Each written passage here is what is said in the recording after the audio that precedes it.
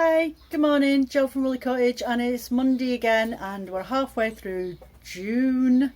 Yeah, definitely halfway through June. Not any warmer. So last week you saw me do my first video on preparation of a bat, and it was a gradient bat, and I did it as a fractal spin. So this is the results of that spin up. Now, when you're talking fractals, it's a way of spinning your yarn so that you end up with little spots or larger spots of colour, and then in between those larger spots of colour applied onto it, you'll end up with smaller sections of colour. So that's why it's fractal, because it's in fractions throughout the yarns. So I'll just pull this out. It's getting stuck down the bottom there. So there we go. So that's what it looked like afterwards. It's actually a lot more greener. It looks teal on the screen here, but it's actually more of an emerald green. I'm not quite sure why my screen's looking like that, but that's what it looks like. And that was done with the Shetland Moorit, and it's turned out really, really pretty. Little flecks in there. So I'm going to do something similar today, but two bats, dividing them up, both from the same colourway that I dyed and blended specially for this video. I'm going to do a fractal on one. Try and do this without using my face. And I'm going to do another method that I've never tried before, but I'm actually going to film me spinning that as well. And it's a stacking method. So I'll just put this over here out the way so it doesn't get covered in nargles. Right, so I have got two of these to spin today. The one I'm going to prepare in a fractal style, I'm actually going to spin that as an art yarn in a core spin. I might add some locks to that, but that's what I'm going to do, and I'm going to add that one to my shop, you see. This one I'm going to divide up, and I'm going to do a stacking method, and I'm going to show you me spinning that. And I was doing a bit of research because I wanted to find another way, and this is a technique I've never tried before, so this is new for both of us. And then you can see what my after effects are. And I thought, well, with it being so bold, you'll be able to see it. But I'll talk about that in a second. So yeah, so what I'll do is I'll flip down the camera in a second, and I'll just put out this back. So it's like a minty green underneath, and it's a nice multicoloured one, and it's got some sari silk, not sari silk on there. It's got sari silk in there. In the blues, in the teal colours, but that orangey, that really pale orangey colour is actually mulberry silk. So I've got yellow going to orange, orange going into, no, red. Do you know, looking at the colour and I still can't see it. So I've got red going into orange, orange going into yellow, and then there is yellow going into blue and then into green at the end. And I've actually used the same colour green just on the base, just to get it all on there. Just for a different look, really, more than anything. So I'm going to strip this off and do the fractal, and then you can see how that's done again. And as I say, I'm going to spin that up into an art yarn, and I'm going to have a rummage through my locks, because I want some locks in there as well. And I've got some really pretty glass beads that I ordered last week. I've got some milfoil ones, but these gorgeous little like a glass splattering on the fronts of them. So I'll have a look, I'll root them out later on and I'll show you them. So I will stop this, tilt you down, enjoy, thank you.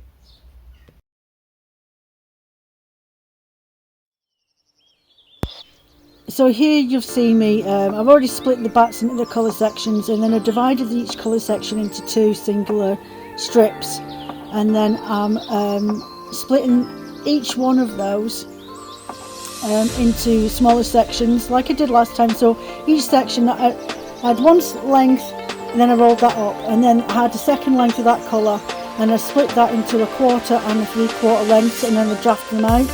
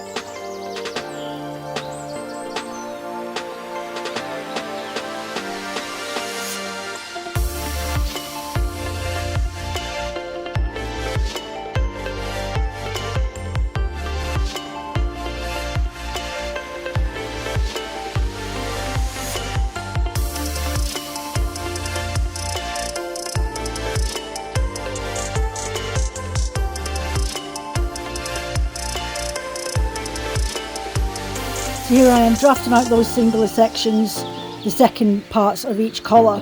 Now that I've got those two first nests in there, the 3/4 and the 1/4 length nests.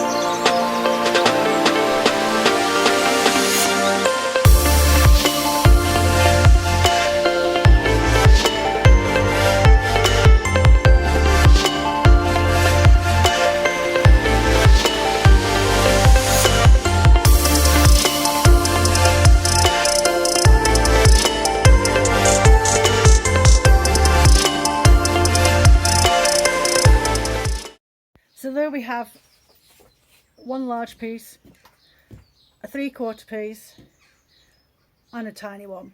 So with each one of those colours I will spin off the larger ones end to end all the way through, following the same colour order, so like red, orange, the yellow version, the mainly blue and the green. Spin them all end to end, and then on my other bobbin I'll do the exact same thing, but I will spin off this lot, the 3/4 size end to end, and then I will add in the little ones in the exact same colour order at the end of that all the way through to the end, and then I'll apply these together. Maybe, because I do want to make an art yarn out of that, but that's what I would do if I wanted to spin a yarn from that. Personally, as I say, I want to spin an art yarn with that, and I want to add beads to that, and I want to add locks to it as well, because I thought it'd be a really nice, fun and funky art yarn to create. So that's what I'll be doing with that one. So if you just bear with me, I'll just put these to one side. So next I want to prep this one. Now this one is a stacking bat. Well, it will be a stacking bat. So where I'm going to strip it just into colour sections. And then I'm going to draft them out, all the colours laid on top of each other, and do a drafting. So I'll probably end up doing two strips of each colour and then stack them, and then I'm going to spin them end to end, and then I'm going to apply it on itself. And from the method that I got from Yarnitecture book, this is what I was having a study through my books the other day, then I thought, oh, I wanted to try this method for a while.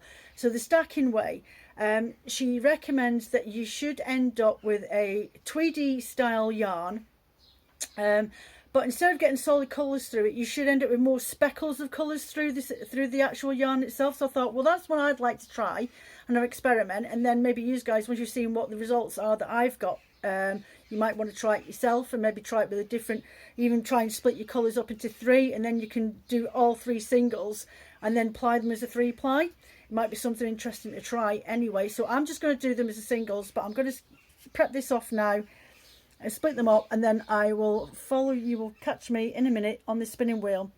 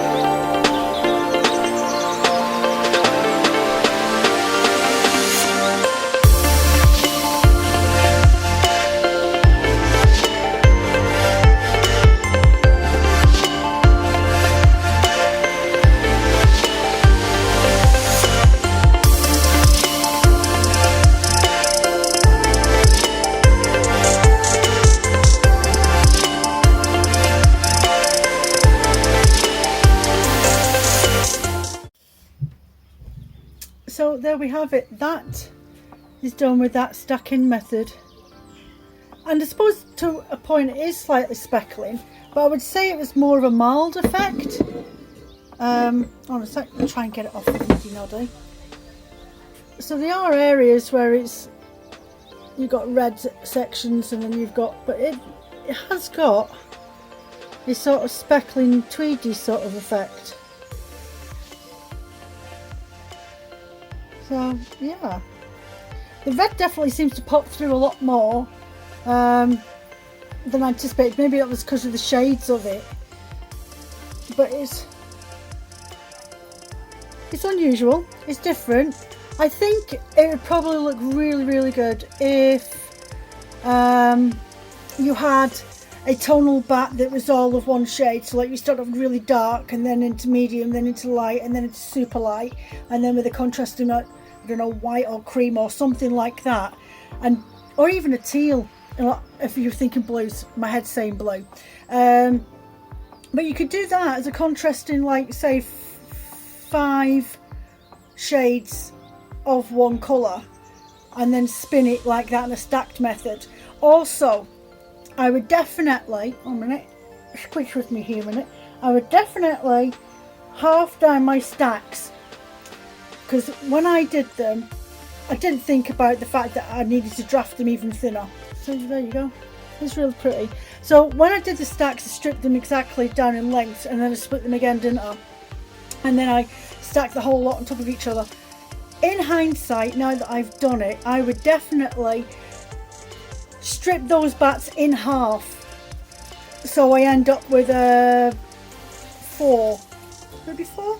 So I had the long straps, split them in half, and then I'd split them in the middle to make 4 little bits, and then do the stacking that way, and then spin them off. I mean, at the end of the day, it makes no difference, but it's easier for drafting out. Definite, it was just too long. Once you've piled up all those colours, it was a really long process, and really clumpy. And I did find sometimes that the reds wanted to stick out more, and I was losing bits and clumps. So I think I'll do another video in a colour variant, just a gradient variant of one colour, and do the same method to see if it makes any difference, and if it actually turns out to be a really pretty wool. And lessen down my stacking volume so it's easier to draft out into sections. Definitely try that next time. But yeah, have a try at home if you've got any batts at home, and try that, like striping ones that are just sat to one side. Have a go, see what you think, and let me know what you think of that process. The first time I've ever tried it, but I definitely but it is a very tweedy one, and it's spun in a worsted wool, because all the fibres have gone in the same direction, and you've got bits of sari silk in there as well, lumps and bumps of it. So I mean, if I don't sell it and put it on my website, I'd definitely do a project with that weaving project or something like that, and get my loom out and have a bit of a weave doing that sort of thing. So yeah, thanks very much. I hope you enjoyed this video. It's probably a bit long, but I'll try and shorten it down as much as I can within reason. I will be doing another video this week, or maybe in art spinning, not quite sure. I've not made up my mind yet. It's still only Monday. Usually I don't drop these videos out until Tuesday, but I've got things planned for this week, and I need to get my socks on and get going on them. But yeah, so if you like this video, please hit the thumbs up. It just helps other people find me on YouTube, on the system. I don't get paid for making these videos. I just really enjoy sharing on the knowledge, or trying new things like this myself that I can share with you for you to try, and then get your feedback and see what you think of that technique, or that style, or that colour combination, that sort of thing. And hit subscribe for future content, and don't forget Batty Clubs. I will be filming them, the blending of them, next week. If you'd like to purchase a Batty Club, you can go onto my website at www.woollycottage.com. Go into the section in the menu, it says plans and pricing. Go in there, and there's 4 options in there. There's the single month payment, which is £20, and that includes postage. And you get 150 grams in each of those, and you get a cup of tea and some sweets and stuff like that put in, and a stitch marker from a UK crafter. I've also got a 3-month rolling contract subscription, sorry, and that comes off every day for 3 months, or a day in the month that you've chosen over 3 months. So if you paid on the 15th of the month, then it's the 15th of the month that it'll come out. And I've also got a 6-month and a 12-month all-in-one plan where you end up getting a free Batt for the 6 months and 2 free Batts in the year subscription. But they're lump sum payments, but there are a financial benefit from those, and everything's included in the pricing on that as well. So have a lovely day. I hope to catch you during the week. There will be another instalment next week, and come and follow me over on my Instagram, where you can see me doing a live chat on a Saturday afternoon, usually about lunchtime. Okay, thank you very much. Bye.